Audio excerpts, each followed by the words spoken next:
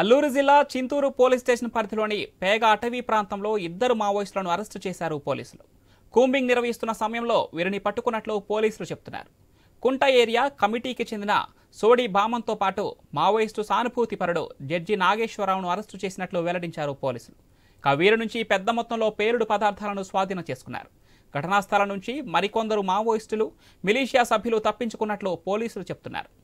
పోలీసులే లక్ష్యంగా మందు పాత్రలు అమర్చుతున్న క్రమంలోనే వీరిని పట్టుకున్నట్లు వెల్లడించారు పోలీసులు.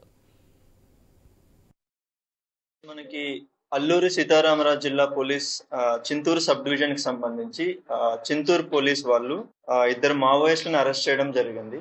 సో ఇందులో ఒక పర్సన్ వచ్చి సోది బామన్. సో ఇతను వచ్చి party platoon committee member PPCM member గా ఉన్నారు. ఇతనితో పాటు మిలీషియా సింపథైజర్ జడ్డి నాగేశ్వరరావు.